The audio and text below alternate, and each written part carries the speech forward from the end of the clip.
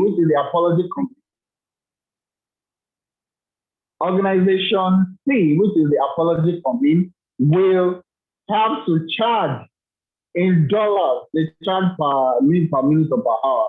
And all they do is just to apologize. Can you imagine? Very crazy stuff, right? About very useless companies. But you see, for them to come to pricing, a conclusion on pricing, there has to be certain forms of negotiation. As a matter of fact, that company, the apology company, I don't see much of them again in this case.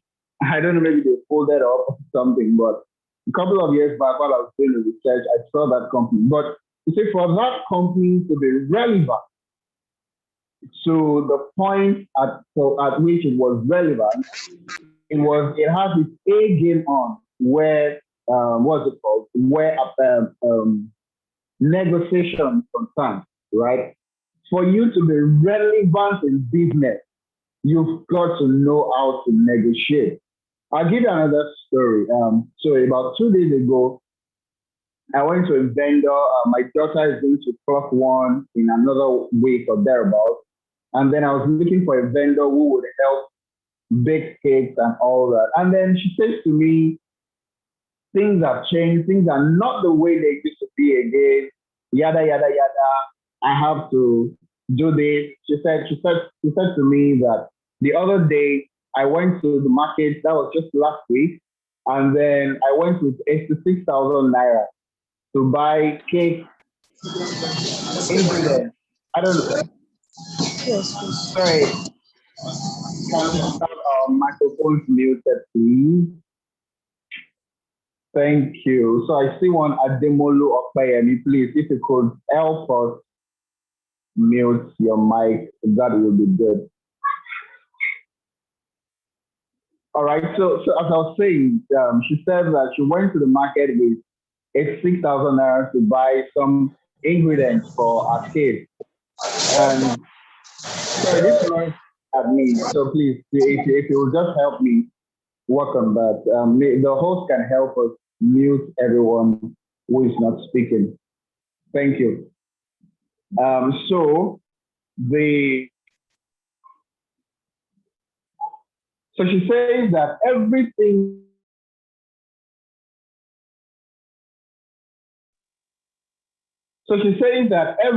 that she bought with her 86,000 naira was just about one nylon bag.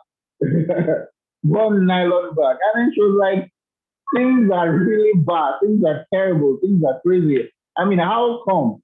But you see, what has happened is that the prices of things has increased, right? There is a global inflation, and the inflation in Nigeria is crazy. Like, it's terrible. Okay, I was seeing one of my mentors yesterday, and a few days ago, and then he was advising me to look for how to save in dollars, because the dollar price is still going to get to 700 naira to $1. You know, someone in the financial industry, and then. But the point is that the prices of things keep going high. However, for us to be successful in our businesses, we need to be able to maximize the little that we have. Okay? We need to be able to maximize the little we have to, the word is to get as much as we can. So, if every other person is getting a particular ingredient, a particular utensil, or whatever thing it is you use, if people are getting it at a particular price, you want to be able to get that same thing at a cheaper price or at something else that pays you more. And I'm going to share maybe one or two examples as this conversation progresses. You see, the goal is for you to be successful. I mean, nobody is interested in negotiation. Nobody is interested in anything else. Yeah, nobody is interested in personal development. What we're interested in is the increment in our bottom line. We want to make more money. That's what it is. All right. But we're saying that for you to make more money, for you to have a successful enterprise, you've got to know how to negotiate. What does it mean to negotiate, right? Can anybody give me a definition of negotiation? Anybody at all? Any? Just give me anybody. Negotiation. What does it mean to negotiate? Yes, more money. Thank you, Grace. More money. Yeah. Anybody? Definition of negotiation? Negotiation. Negotiation. Anybody? I'm waiting on you. I'm waiting on you. I'm waiting on you. I have about 42 more minutes. Waiting on you. Negotiation. Negotiation. Definition. Anybody? Going.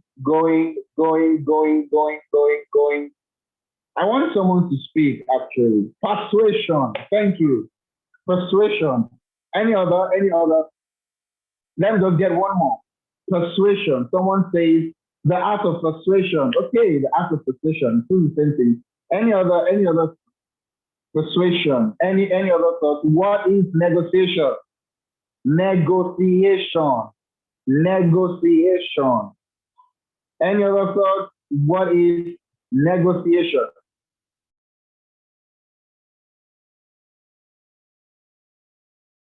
Reaching an agreement, persuasion. Let's just stay on that because of time.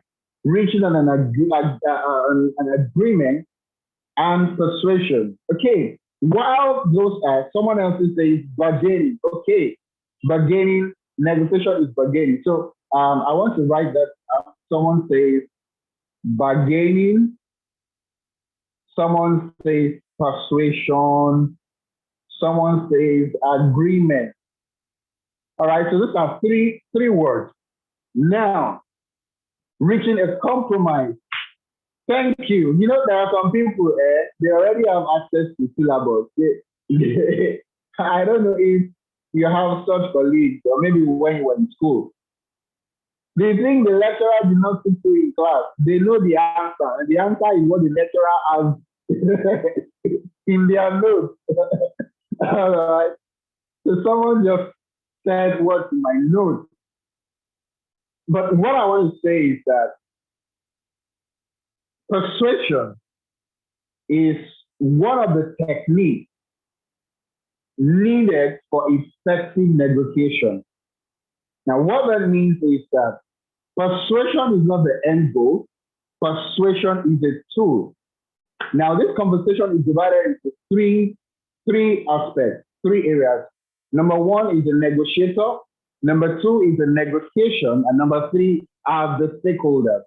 All right. Negotiation, the negotiator, and the stakeholders. What do I mean by this? And I'm going to come into that very shortly.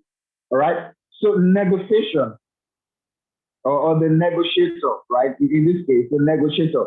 One of the tools that the negotiator uses is persuasion. All right. And then the word agreement is another good word.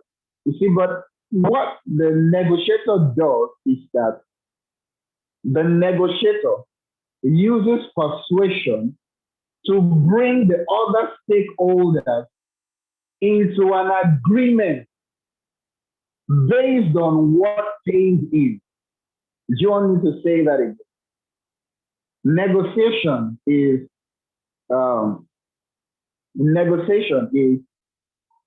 using persuasion, and this is just me trying to use your own words. The words that you have given me, I'm trying to give them back to you. It is using persuasion as a tool, right, to negotiate or to bargain in order for you and the stakeholder to reach into an agreement.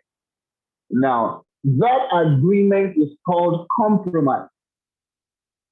Okay? That agreement is called compromise. That's why I said somebody saw my notes and then it's like somebody is being over syllabus. All right? So compromise, that's a big word in negotiation. Compromise. And there are different tools that the negotiator uses. Right? There are different tools that the negotiator uses in order to achieve this compromise. You see, because what you're looking to achieve is to have a scenario where what you want to obtain, let's say it's a facility, or let's say you're trying to buy some equipment, some gadgets, and all that. What you're trying to do is that at the end of the day, you want to find yourself in a position where you are good with the um, the event, the eventuality or the end point, right? You are satisfied with the end point of the conversation or the negotiation. And at the same time, the one who is rendering the service or offering you the value is also at peace, right? Is also satisfied. What that simply means is that you are not robbing the other person in order for you to get the results that you desire. You see, because if you are cheating somebody, of course, that's cheating. And they can even probably charge you for phone and all that. But hey, if you have a legal deal, if you have a legal conversation, and I'm going to teach you a few tricks around it tonight. If you understand some of these tricks, you will, at the end of the day, your own compromise will now be the bigger joy of the bargain or the bigger piece of the pie where the bargain is concerned, such that you yourself will now begin to feel like you have cheated the person that you're purchasing from, or the other person, the other person who are a part of stakeholder. All right. Now, stakeholder here is a word that I've used for in the scenario where you're trying to buy something, right? The seller is stakeholder. Okay. If it's a contract, if it's a deal between your company and another company, all right, the stakeholder will be the people involved in the decision making. And you see, it's one of the things you need to know. I'm going to come into that very shortly, but this is going to be a super amazing time together. Are you learning anything at all? Please let me see the fire. Let me see fire in the comment. Let me know that you're learning something already, or you're having a good time. Anybody? Let me see 1, 2, 3, 4, 5, 6, 7 buzzes, and then I can be sure that we're on the same page. Thank you, Grace. I say you. This is just me trying to say that we're on the same page. Any other person? It looks like Grace is the only person who is currently on fire. Thank you, Olada Bentala. Thank you. Yes, thank you, Manuel. All right. Okay. Yes, absolutely. All right. So where do we start? Do we start from the negotiation or the negotiator or something? Let me see. Where do I start from? Negotiation. All right. Let me start with negotiation. That just came to my mouth. All right. So how do you negotiate? Right? How do you negotiate? Okay. I want to change my mind. I'm going to start from the negotiator. You see, because the most important person in the negotiation process is the negotiator. Yeah, and I want you to write that down. I want you to note that the most important person in the whole process is a negotiator.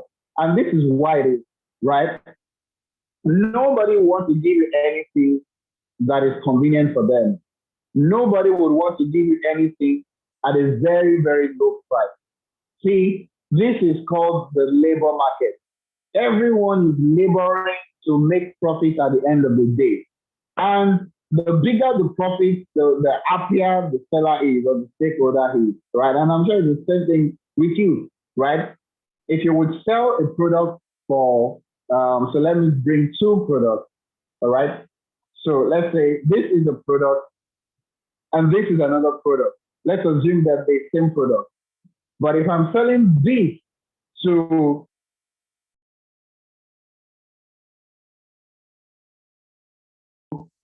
an MD of a bank, right? They are the same product, assuming, right? But if I'm selling this to a shoemaker, let's assume I'm selling this product for 5,000 naira. How much should I sell the same product for a bank MD? Anybody? Give me an idea. Somebody give me an idea. Anybody? Very quickly, please. Very quickly, please. Let's do it fast. Let's do it fast. Anybody? Very quick, very quick, very quick. How much should I give it to a bank MD? The same product, the same quality. it will do the same thing, but it is going to two different categories or classes of people. How much should I give it to a bank MD? Anybody? Anybody? Anybody? 7,000 naira. Okay, someone says 7,000 naira. Depends on the problem to solve for them. Sorry, someone says network. Maybe 10,000. All right. See, right? I mean, people are, you guys are saying different things. But you see, what I would say is 25% more. Okay, somebody already knows how much more they earn than the other person. Okay, so the truth of the matter is, let me give you an example. Years ago, I used to work in one of the financial institutions in Nigeria, and I couldn't draw. My friend draws. We were both staff in that organization. And I said, guys, you draw well, right? Me, I know marketing. Me, I know how to sell. Let's do something for the deputy managing director. Okay, anyway, that was First Bank, quite big bank, right? I have over 7,000 branches nationwide. So it's 7,000 or 700, one of the two, but I know it has 700. And I said, IBK, do a portrait. I'm going to frame it. I'm going to draw the finishing and all that. And I'm going to give it to this man. And I'm going to say that it's for free. But you see, who you sell to determine the kinds of value or the kinds of reward that you get in return. Okay? So we're giving value to somebody who understands and appreciates value. And we're telling him this is for free. Now, guess what happened? We gave it to him for free. I arranged how we were going to meet him. We targeted it towards his birthday, and eventually we gave it to him. And then it was like, how much? They said, it's free, sir. It's free. And I was like, no, I can't. You guys should just tell. I said, sir, it's free. Guess what? Eventually, when he was going to reward us, just told the PA that the PA should arrange some amount for us. And guess what? That, I think he gave us about maybe 60K or something, 60,000 naira thereabouts. But it wasn't less than 40,000. Guess what? If we were to give him that portrait, right, we would have told him to bring about 20,000 naira. Okay? Whereas this is somebody who appreciates value, and then he gave us about 60 or 80,000, and in his mind, he felt he was shortchanging us. He felt he was cheating us. But the consolation for him was that it was a gift, all right? But he understood value and all of that. Now, if we were not, and it was a treat, really, it was a treat. That was the very first time we were going to do that thing. What it cost us to do that thing was less than 5,000 naira. Of course, apart from the work, and it's a lot of work. Apart from the work that we did with the painting, because it did pointillism, he used pen to do that drawing. Fantastic drawing. If I knew I was going to do that example, I would have brought that picture to you because it's still shared it. But you know what happened, right? That was the beginning of many other portraits for this young guy. And at that point, he had to cut me off because it wasn't my business again. He started doing that. But that was my goal. I wanted to push him to begin to do stuff for the people around us and at a very high class. All right. But he was not in the right frame of mind. He didn't understand the value that he had within him until somebody else helped him to unlock that potential. And you see, that's one of the advantages of coaching and mentoring. I'm a life coach. I'm a certified life coach, amongst other things. So I know how some of these things work. Sometimes you just need somebody to help you unlock some possibility, some potential in you to help you get something done. But you see, the most important person in a negotiation or in a deal is friends we keep. Oh yeah, friends we keep. Depending on the kind of friends you have, though. All right, someone said 2 eggs are better than 1, but it depends on the quality of the 2 eggs. If there's 2 eggs, you can be sure it's not as good as half a good egg. But that was just by the way. The most important person in any negotiation, in any deal, is the person. If you are not in the right frame of mind, if you do not have the right estimation and evaluation of yourself and the value you are offering, there's going to be a problem. Or the value that you want to receive, there is definitely going to be a problem.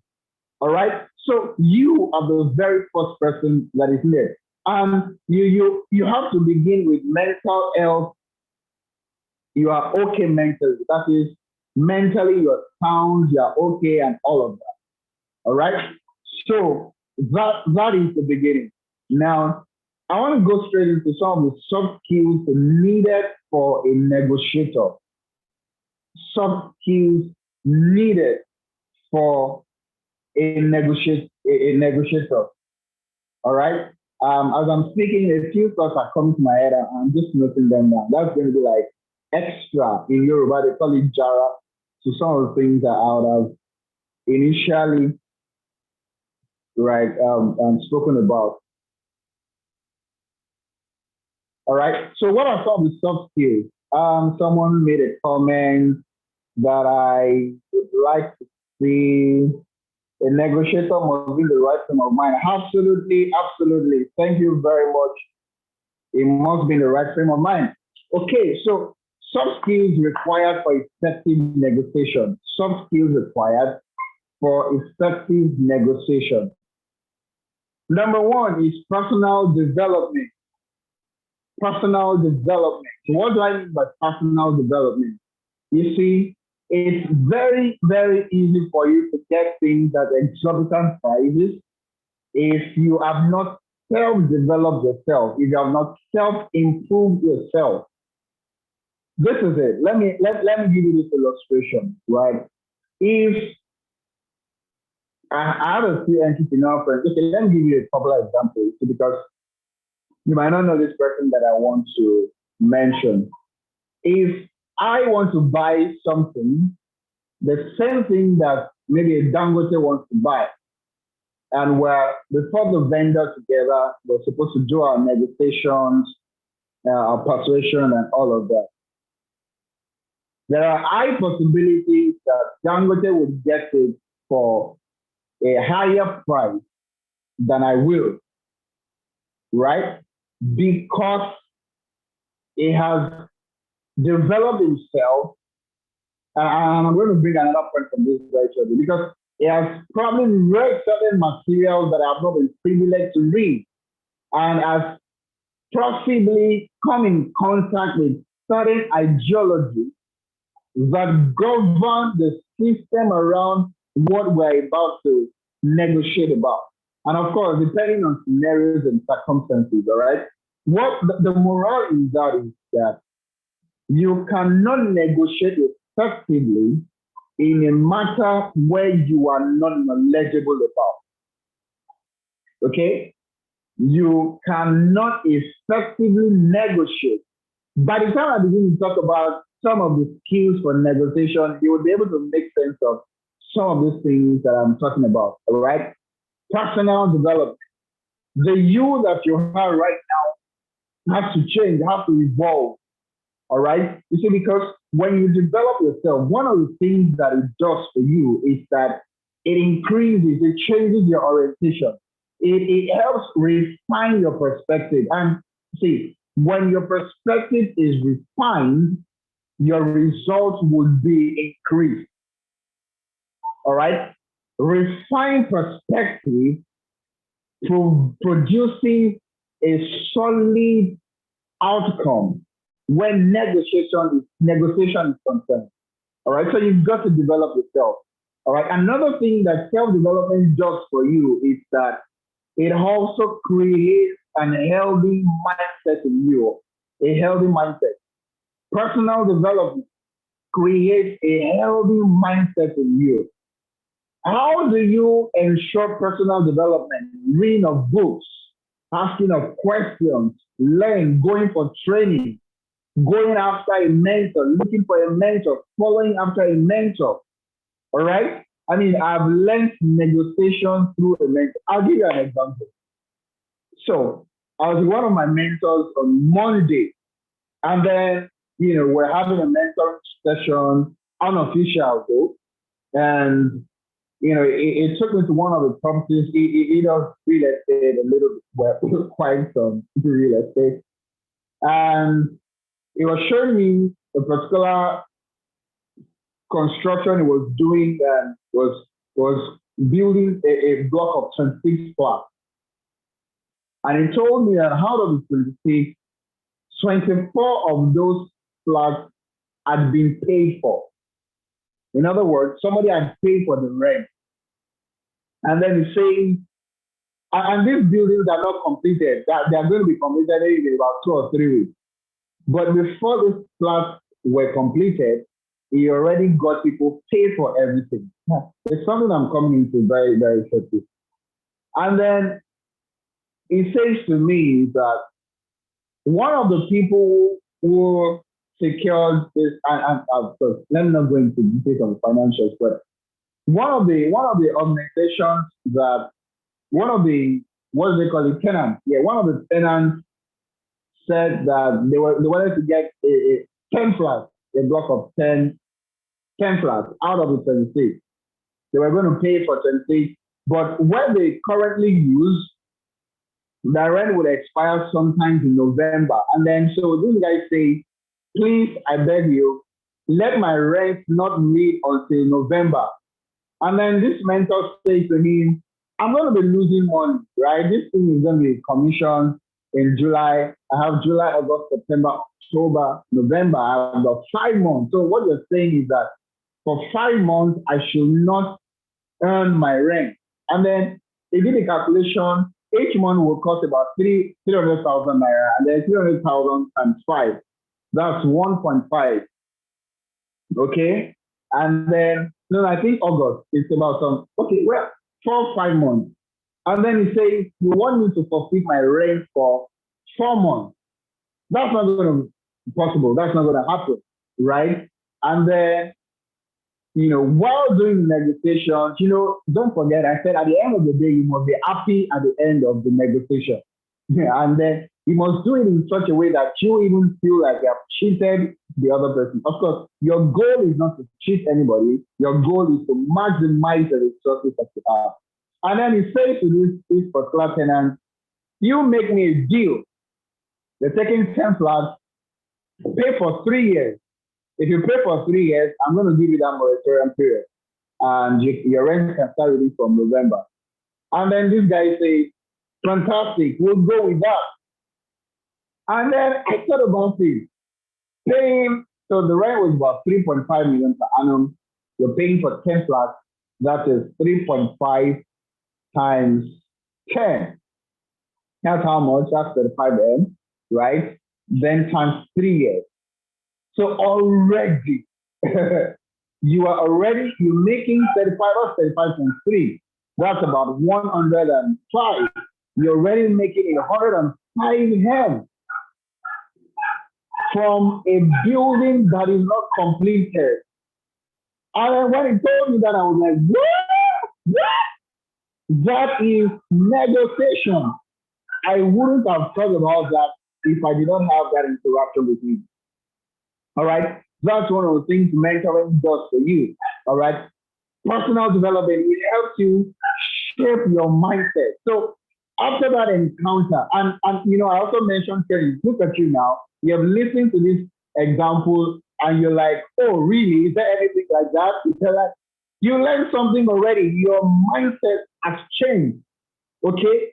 That is through an engagement with somebody who is more knowledgeable than you, somebody who is more experienced than you, who is showing you the way around things, showing you how things can be done. All right, are we still together this evening? If we're still together, put in the fire, let it burn. All right, so what has happened in that particular negotiation is that now, even though it would have to forfeit rent for a few months, what has happened is that he is receiving a lump sum amount of money that he can invest into something else to make a lot more for him. All right. Are we still together? I believe we are. Thank you. I see the fire. Thank you. I see the fire. right? But that mindset of mine was affected positively through an engagement. So personal development, very, very key, very, very important. Personal development. Another way for personal development is also taking risks. Wow. All right. Yes. I mean, yes. So another thing is that another way to get personal development through exposure. One of the things exposure does, just like personal development, is that it exposure has a very brilliant way of sharpening all your negative mindset. It has a way of sharpening all your um, toxic mindset and perspectives and opinions about things. Okay, a friend of mine shared with me yesterday about how somebody that we know. If I mention the person's name, you might know, but it says this person said to him that they have to spend money on vacation for himself and his family only because they wanted them to have exposure.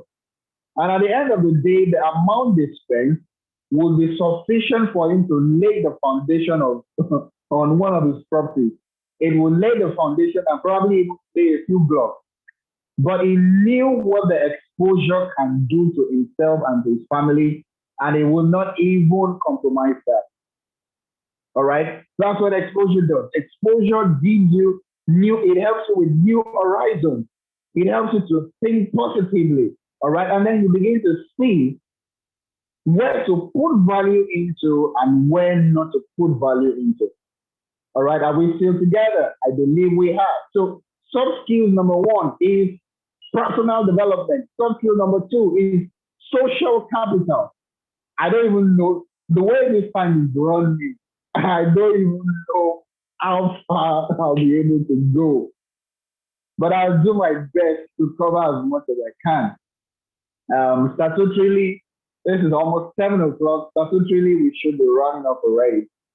But if you just give me about 15 more minutes, I'll do my best to tidy it up. But what I have to share with you ordinarily should have taken about 2 hours. But I mean, I know that we're supposed to be here for about 1 hour. And then, I also don't have that time, but please just bear with us.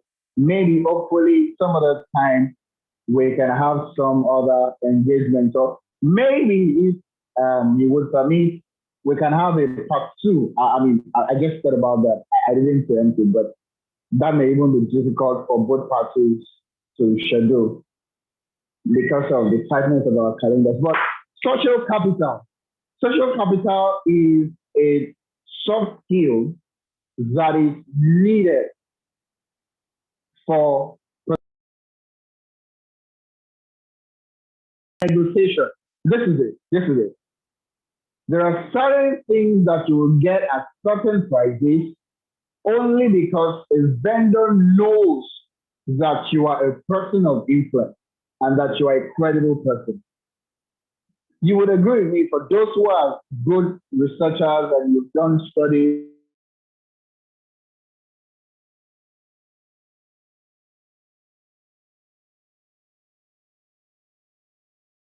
understand that.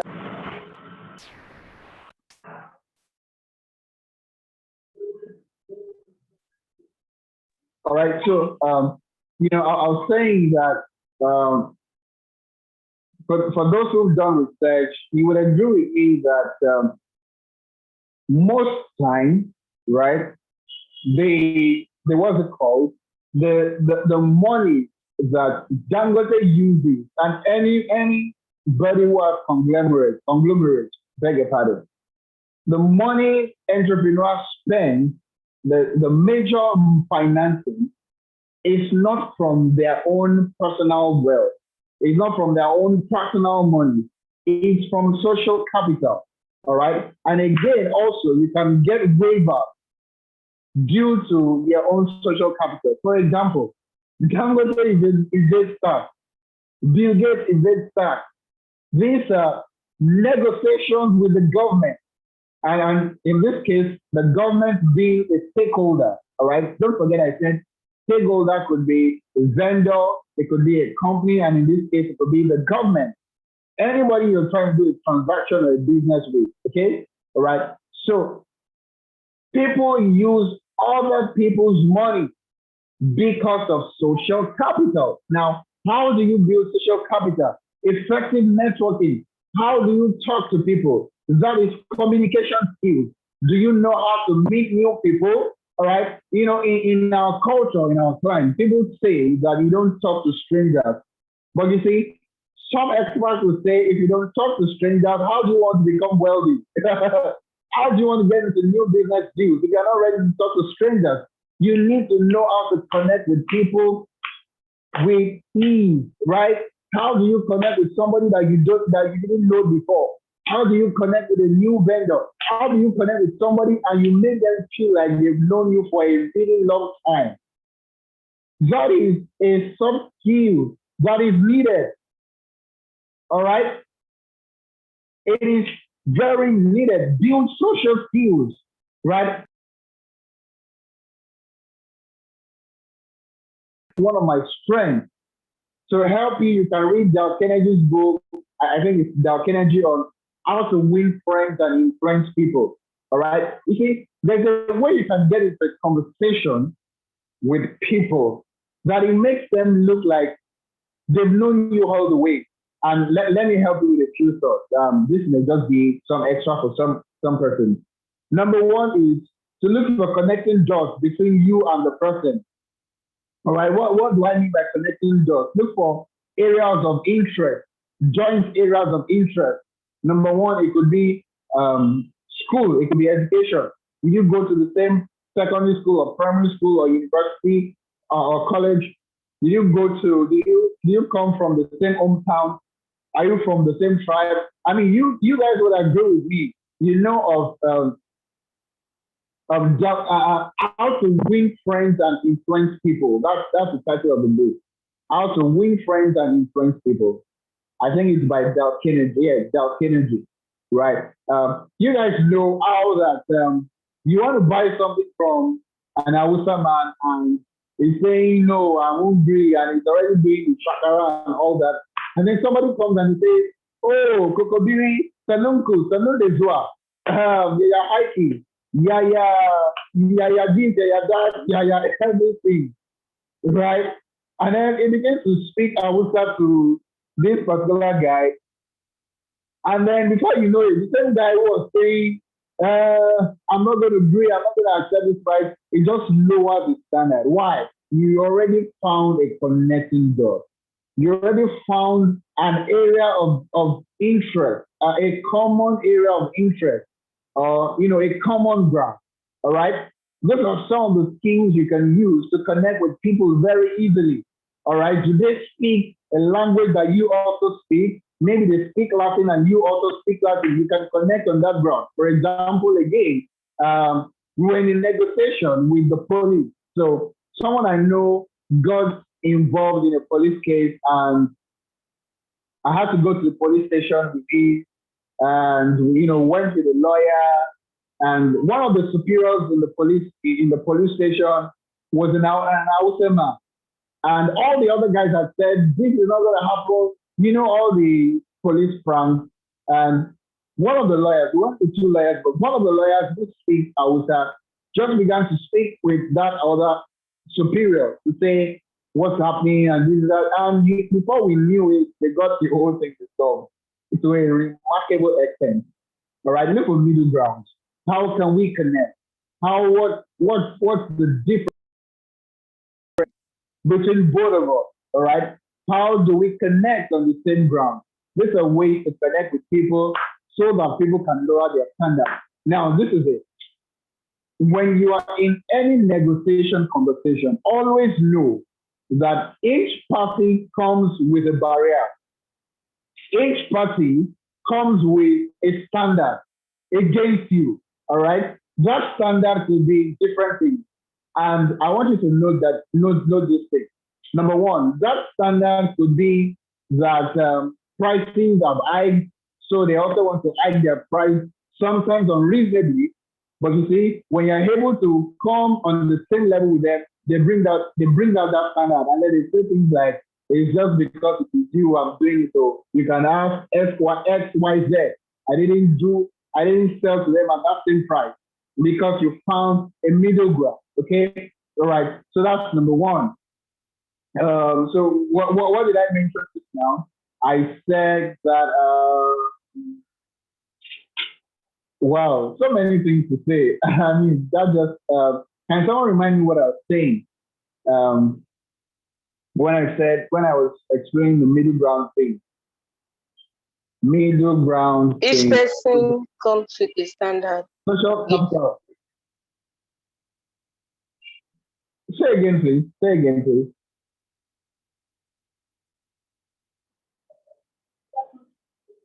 I thought someone was saying something. Okay, anyways, I was talking about how you can be on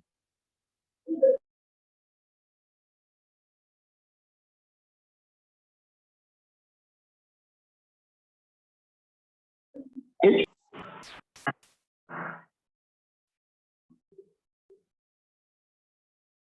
yeah, so each person comes with a bias.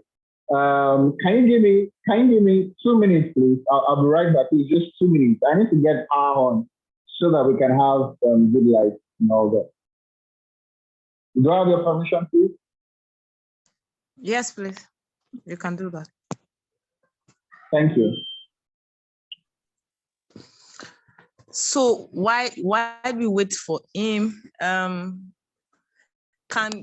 feel that one of the ways that we learn is to repeat some things to ourselves. So for you in this session that we've had, what have been one of the things that have probably been a light bulb moment for you? Can we have some of us share some of those things in the comment section? For example, let me go first. I think one thing that I have said that's really connected to me is the realization that you need to be mentally fit to be able to negotiate properly. I think it's something that we underestimate a lot. We underestimate that part of, you yourself being in the right state of mind for you to be able to, because of the way we are in this part of the world, how we are used to stress. We don't take being all right upstairs as something that is very important for everything. We feel that we can always manage ourselves. And for me, it was a major, because I think I have seen that true, that you make better decisions when you are actually fine. So I think I can see someone share already. He said social capital, the fact that you need social capital to negotiate appropriately. Any other person? What has been like a major thing for you in this personal development? Yes, totally. Like that part is I think is another amazing part. Yes, personal development increases your ability to negotiate properly. I totally agree with you, man. I remember that I was seeing on somebody's status some days ago, I think, how the person was saying something about how, do you know that for the things that you are charging some certain amount, for some people are doing exactly the same thing and charging times 10, times 20. And the funny thing is that the real difference between you and them is what they know. Is the fact that they know that there are people that can know. They've learned, they've developed themselves to the point where they are able to, they know how to go around these things, and not just about even knowing people or anything like that. They've come to understand the worth of their work, to be able to have the confidence and courage to stand by their pricing. It's a major one. Thank you. Victoria said, having a mentor, trust me, that one is powerful. I have experienced it personally, so I know that after relating with some specific people who were like mentors in my life, I knew how it changed the way I started relating with some things I do. It changed this totally. So I can really. Okay, I'm seeing Damilola said you must be knowledgeable about what you are marketing. Very true, very true. Sarah said understanding the value I'm giving. Men, as in, yes. Damilola say understanding the value. That value, I think it comes back to that personal development thing, because the value of your product, and when we are talking about value, I think it sometimes even go beyond the value of the product in itself. It also goes to the point of the value of yourself. Valuing yourself enough to know that if you spend 10 hours on something, there's some commensurate value that will come to you because of the amount of time. Valuing your own person, valuing your own time. But I remember that there was an issue that we were discussing in the last live session of the basic entrepreneur program. There was an issue that we were raising in class where we're sharing about the person. I think some of us must have seen that story of the baker who waited from 9 a.m. to 1:30 p.m. for a delivery. And I was saying how that particular, I was saying it in that class, did not value their time. It was a major. Oh, it's back. Thank you. I think you can go ahead. Thank you. Guys, we'll continue this after it's done. But what were you discussing?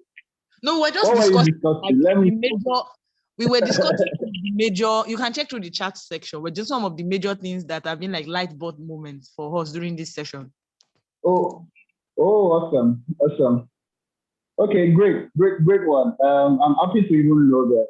Let me see.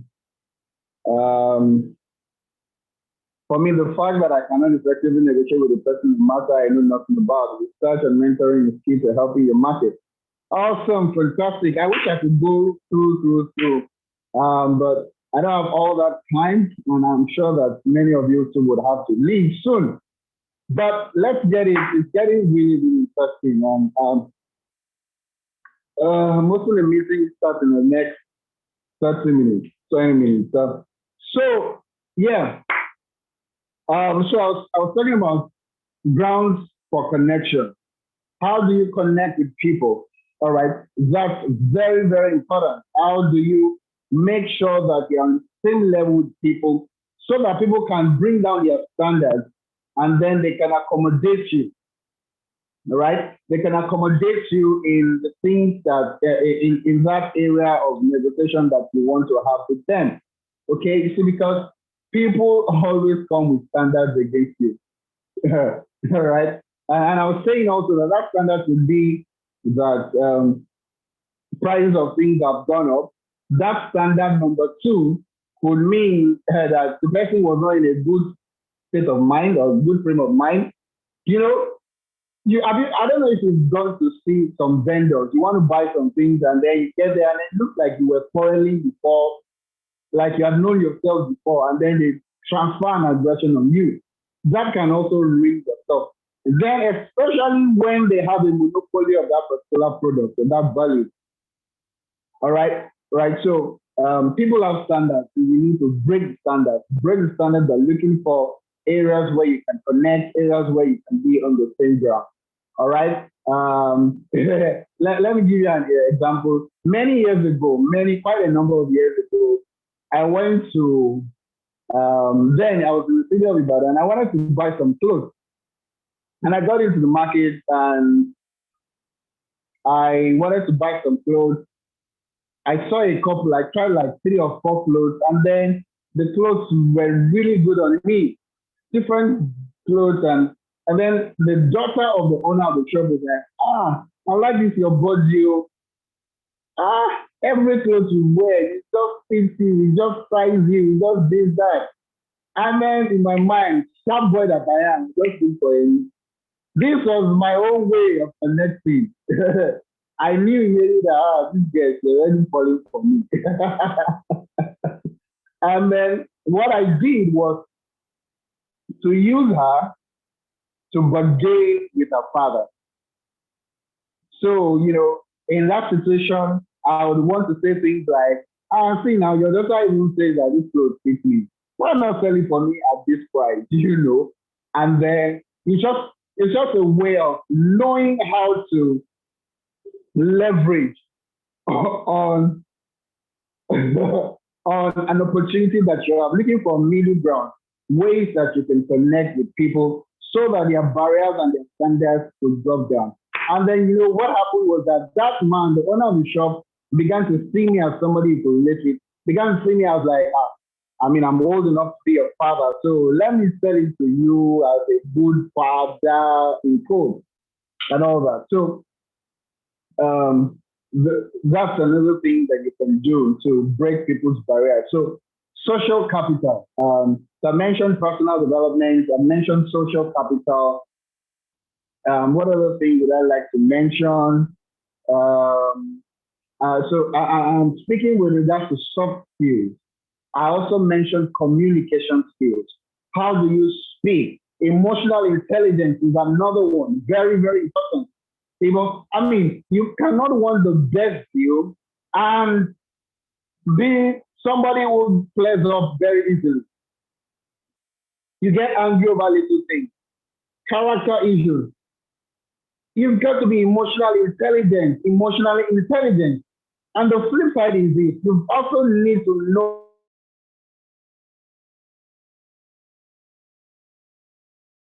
when to get angry. You also need to know when to get angry. I'll be it for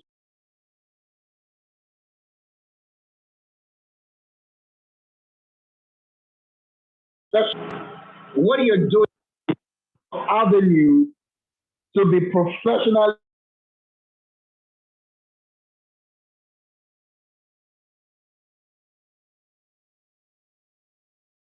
angry. I remember very senior guys, I was connecting senior guys in my team. Someone who was head of this in Shell, somebody was head of this in AFCD. Yes, know when to get angry. And that's the example I'm about to give. So I was working with senior people. And at the end of that project, I spoke to one of them. And, I usually like to get feedback. I spoke with a number of them. And I said, sir, what feedback would you have for me? I'm a young guy trying to build my career. I'm trying to do stuff and all that. And then he said to me, Olumide, you're a very fantastic guy, very smart guy. You know your onions. You know what to do and you do it well. However, there's just one thing I want you to pay attention to. Know how to be professionally hungry. I was like, woo! I had never had that before. And then he said, you find yourself in some situations where naturally you are not angry, but because you want to get results, you can be angry.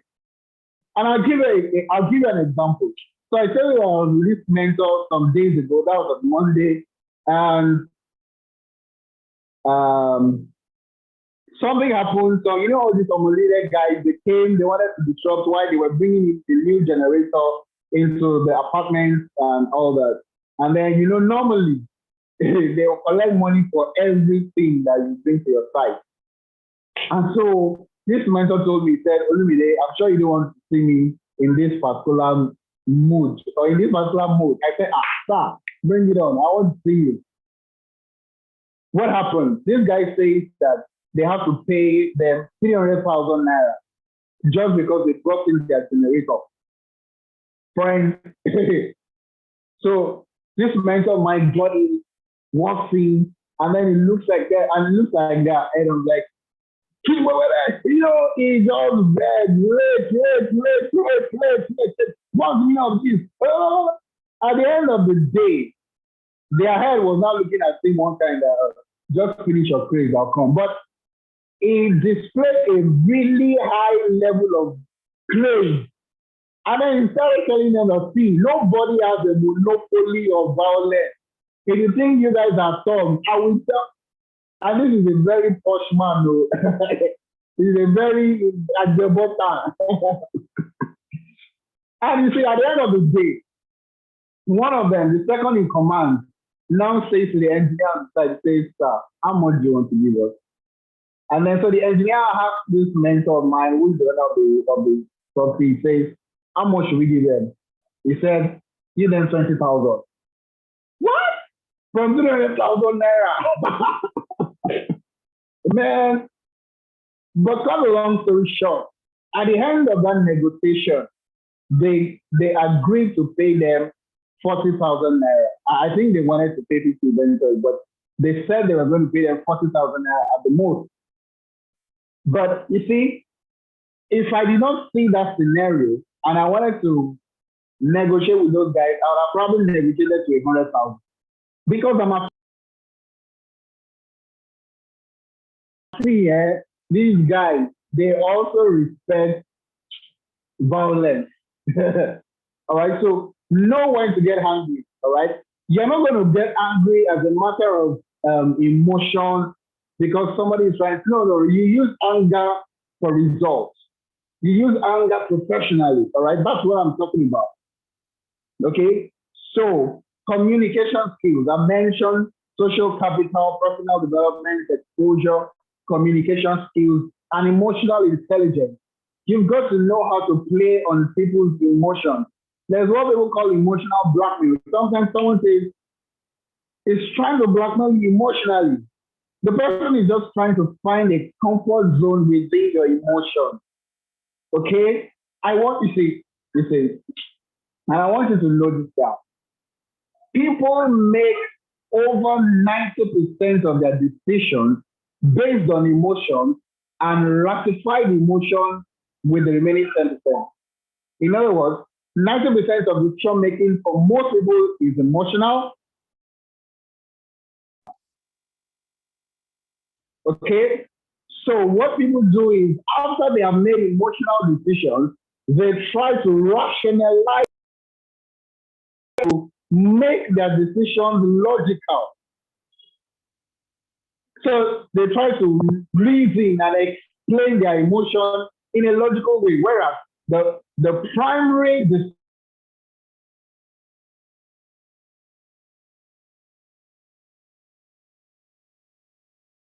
decision, all right, emotion. Why do you wear the kinds of clothes you wear? Later on that you can now begin to say things like, and it's good for the weather. It's because it's fine. It was an emotional decision. Why do you drive the car that you drive? Or why do you like a particular brand of car? It's not because it is effective. It's not because it will take you from where you want to go to from where you are to where you want to go. It's because of the emotions that you attach to it. So why do people want to drive a Mercedes Benz? It's because of the emotion of luxury. So if you can get on people's emotions, you can get them to play to your tune. Mindful communicating today. So that's not about the negotiator. I would have loved to say a couple more things, but because of time, I've been getting some different calls and just trying to reject them because of time. Okay, so that's emotion based on the negotiator. Another one is public speaking. You need to know how to talk. You need to know the right word to say. I just thought I should have that. Public speaking.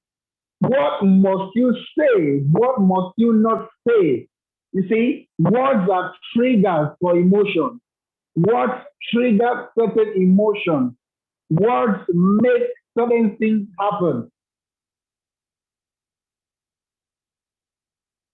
All right. So trying to read a message here.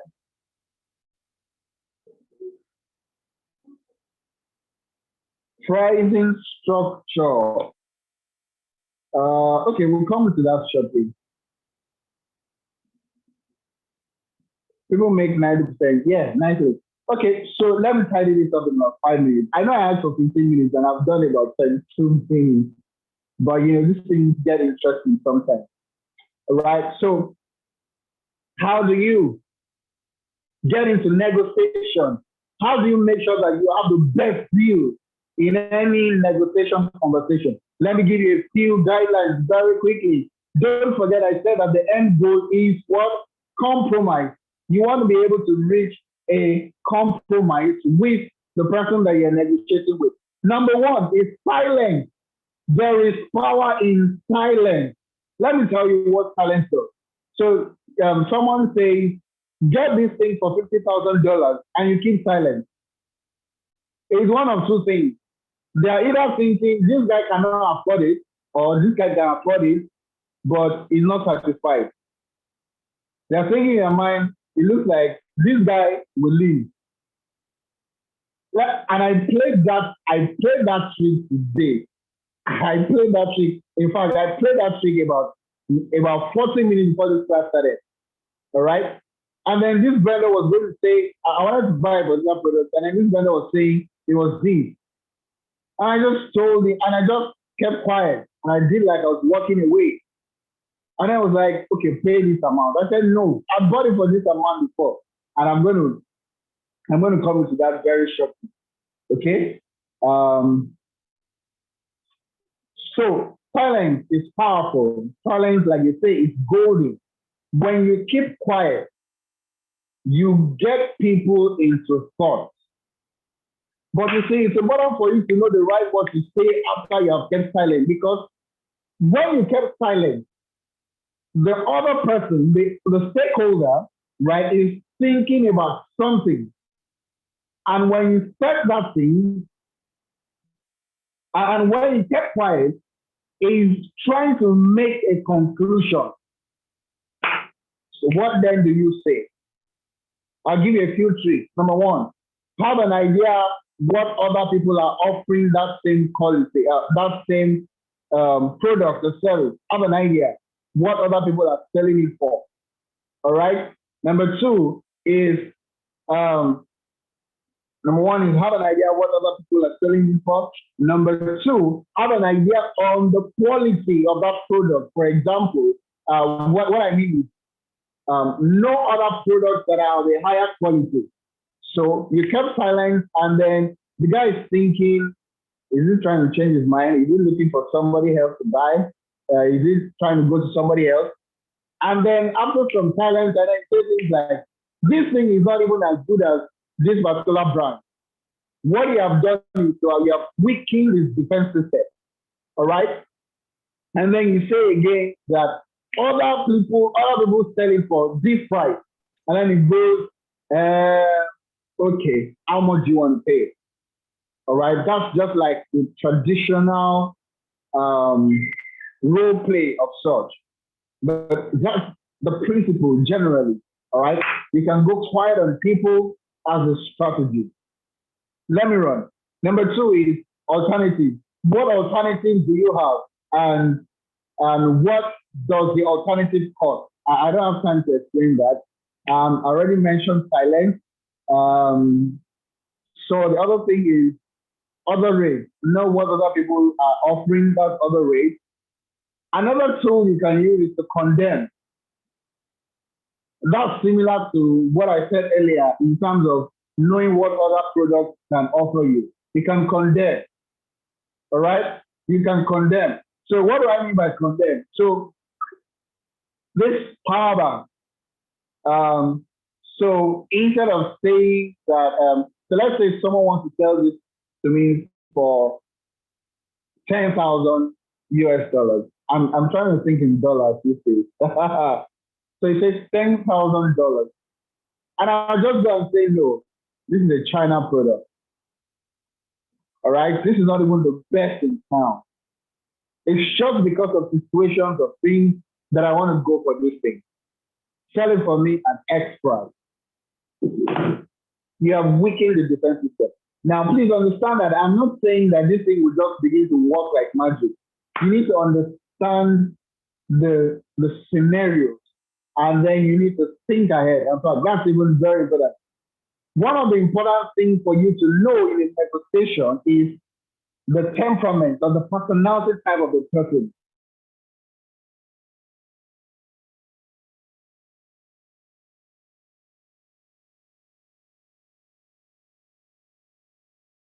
For example, they're angry, they're not pleased, they're not happy. All right. So you need to understand. So some other person, instead of condemning, you have to praise. So for example, you want to say things like, this actually may not be the best, but it is better than the rest. Right? And then you say some other good things, and then you still beat down the price. That's the goal. All right. Another way is dressing. You know, there's a way you can dress such that when you price things down, they look like, for this guy to have priced things down, maybe he's in a tight financial situation. Let's just have mercy on him.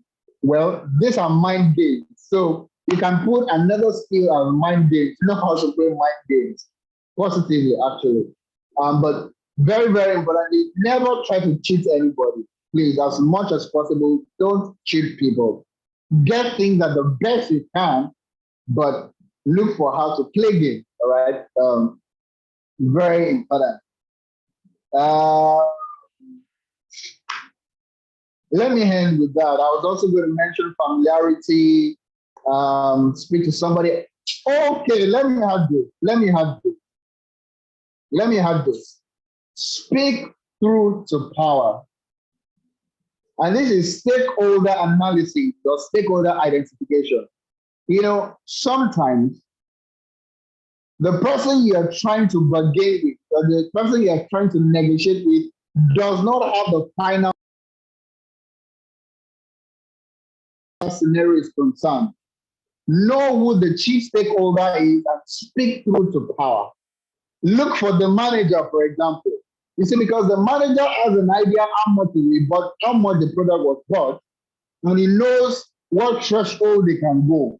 But the guy who is selling doesn't have an idea. So what he told me is what he follows. Sometimes ask for the superior. All right. So who is the manager of this hotel? I wanted to rent an apartment for a retreat. You know, I wanted to do strategy retreat for men.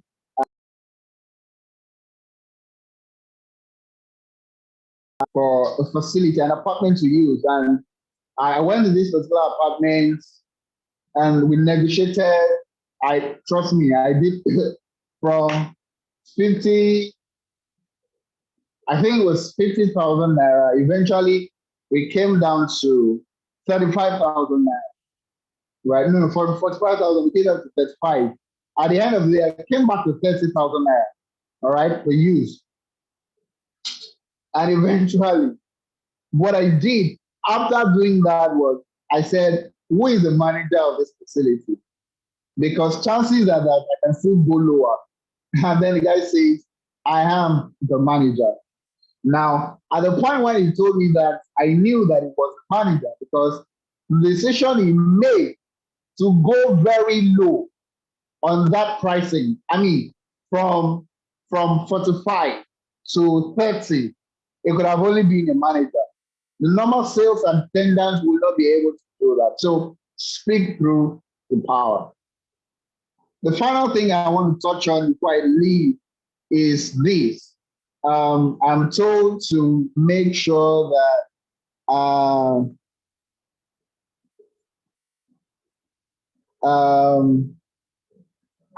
told to talk about how to create a pricing structure. Okay, but I need a confirmation. Is this pricing structure with regards to when you want to sell or when you want to buy? Please help me with that. I need that. When you want to sell, when you want to sell. When you want to sell, absolutely fantastic. This is very, very important, right? Depending on what you're selling, depending on what you're offering, whether you're offering a product or a service, usually services are difficult to price down, all right? Services usually are discretional. What are the things to look out before putting out your price tag? Number one, what do other people offer? Okay, what do other people offer? When you know what other people offer, that could be a benchmark. But because you want to earn more than other people, add a little value and hike your price. Okay, there's absolutely nothing wrong with hiking your price. Who you are selling to determines what your pricing is. The same thing I sold. I mean, I'm thinking, should I give this example? I did a product for some people about 3 weeks ago. That same product. Okay, yeah, I'll come to that. That same product, normally I do each of that product for 1,000, for 2,000, 2,000, sometimes 1,800, sometimes 1,500. But because I was doing it for a premium client, all right, I charged them 2,350 naira for a very high number of units compared to the ones that I would do for 1,600, 1,500, 1,800, and I would even do smaller quantities. It's discretional. The person you're selling to determines. And this is one of the justifications for that. The higher the kind of people you're selling to, the higher the risk, which means that if you do something that is not acceptable, maybe they're not happy with the outcome, and you have to do it again. You have to foot the bill by yourself because you don't want to lose the customer. So this is one principle that I learned in design. I do design, I do branding and all of that. When we bill, I mean, this is standard billing, not what we do from time to time, but this is what we do also very occasionally, depending on the quality of the client. Let's say that to print this thing, all right, it costs 15 naira. That's cost of printing is 15 naira. So what we're going to do is double the cost and add a little extra. So if I want to sell this, I'm going to sell it for, say, 120 naira. That means that my profit on this is 70 naira. On a good day, my profit is 70 naira. But on a bad day, let's say that after doing this, my client rejected the job because there was an error, maybe something happened that didn't go well with it, and it was rejected. I have to do this again. Now, out of the 70 naira, I still have 15 naira, right, to reproduce. And then at the end of the day, I have 20 naira profit. That is a standard principle for pricing. You see, because you are in business to make profit, not just to do good. If you wanted to do good, you would have opened an NGO and look for people to give you free money. And you give free money to people. But you're doing business, all right? So you want to charge premium. In charging premium, add extra and sell higher. And then the question here says, how about pricing competition? All right. Let me see how it was asked. How about price competition? See, price competition is you can create a monopoly. Okay. Dangote is the sole determinant of the price of cement in Nigeria and I think Africa at large. Whereas Dangote is not the only one who sells cement. We have Lafarge, you have Baco, and some other things and all that. But this guy determines the prices of cement. If Dangote decides to sell cement for 200 naira today, it can. If Dangote decides to sell cement for 100,000 naira, it can. That is monopoly. So the question is, how did Dangote get to that point? That's the research we need to do. And one of the things is to position yourself as the go-to person. Of course, government played to its back, and this is not even the platform for that conversation, right? We don't have that time for that, but certain powers played in his advantage and they leveraged on that, okay? Dangote Cement is not the first cement in Nigeria, but it played through to that. Thank you. Yeah, thank you. All right, so those are the conversations around pricing and pricing competition. Because of competition, but scenario is important. You can lower your price, especially if you're dealing in volumes. You see, because when you deal in volumes, you compensate for the reduction in your price. All right. Let me please one. Don't lower your price.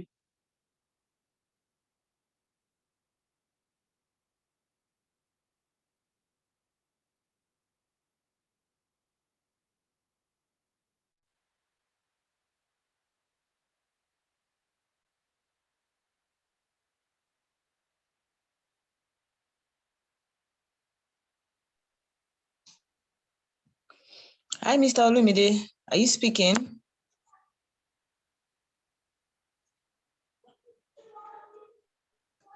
Are you still speaking? Because I cannot hear you.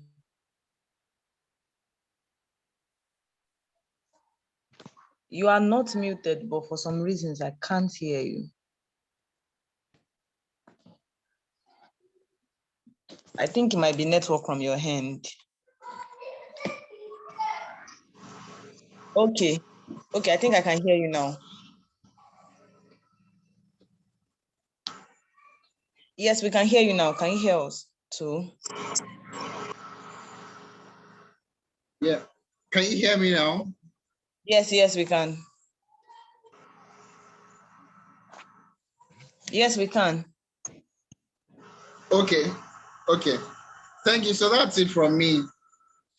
All right. Thank you so much. Thank you. So as in this has been one amazing session.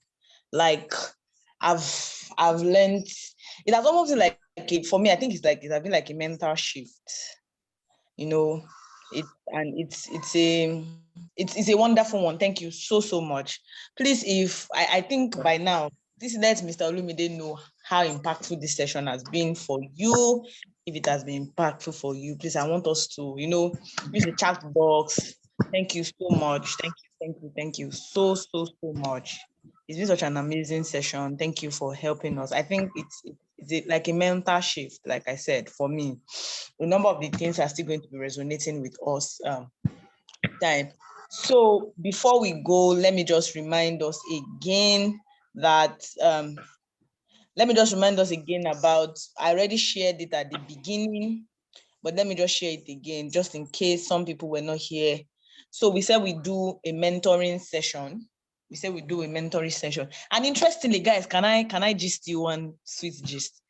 Interestingly, Mr. Olumide is one of our mentors. He's going to be one of our mentors for this cohort. So imagine someone like Mr. Olumide and many more people like him. Trust me, I can tell you free of charge that nobody has been in this one-on-one and they don't come back and let you know that they've the relationship alone is something that they keep they keep benefiting from. Like the interesting one thing that have always happened is how the mentoring never ends, even when we say we have ended it. How people still connect with their mentors, and some of these mentors still, connect them with opportunities, help them with so many things. I think recently someone was sharing with us how it was not even directly one of our other mentoring program, one of our other mentoring partnership program. We had finished this program since when? I think it's last year. Interestingly, we got I'm to know sorry, that. please. I'm sorry, please. All right. Can I good to go, please? Yes, you can go. Thank you. We actually done. We can release you. Thank you. Thank you so much. Thank you so much. So